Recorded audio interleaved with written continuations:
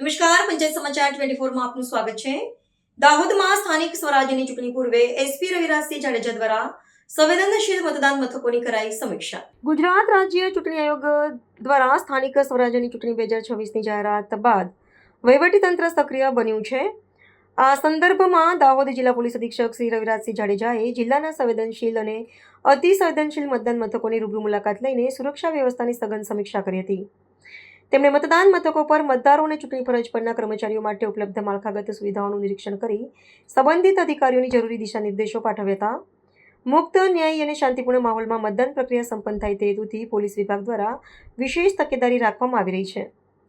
સુરક્ષાના આયોજન અંગે માહિતી આપતા જિલ્લા પોલીસ વડાએ જણાવ્યું હતું કે સમગ્ર વિસ્તારમાં પૂરતો પોલીસ બંદોબસ્ત ગોઠવી દેવામાં આવ્યો છે અને જવાનો દ્વારા 24 કલાક ફૂટ માર્ચ, રૂટ માર્ચ તેમજ નાઇટ પેટ્રોલિંગની કામગીરી વેગવાન બનાવવામાં આવી છે।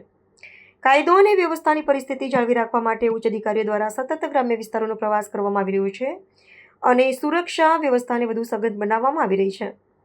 પોલીસ વિભાગ દ્વારા સ્પષ્ટ ચેતવણી આપવામાં આવી છે કે ચૂંટણી પ્રક્રિયામાં ખલેલ પહોંચાડનાર કે શાંતિ ડોળવાનો પ્રયાસ કરનાર અસામાજિક તત્વો સામે પાસા સહિતના કડક કાયદાકીય પગલાં લેવામાં આવશે। આ મહત્વપૂર્ણ સુરક્ષા સમીક્ષા મુલાકાત દરમિયાન નાયબ જિલ્લા પોલીસ અધિક્ષક અને લોકલ ક્રાઇમ બ્રાન્ચ એલસીબીના પોલીસ ઇન્સ્પેક્ટર શ્રી દીપક ઢોળ સહિતના અન્ય ઉચ્ચ પોલીસ અધિકારીઓ ઉપસ્થિત રહ્યા હતા। આજરોજ દાહોદ જિલ્લામાં સ્થાનિક સ્વરાજની ચૂંટણીઓ યોજાઈ રહી છે। તાલુકા પંચાયત, જિલ્લા પંચાયતની વિવિધ સીટો અને દાહોદ નગરપાલિકાની વિવિધ સીટો માટેથી મતદાન થઈ રહ્યું છે।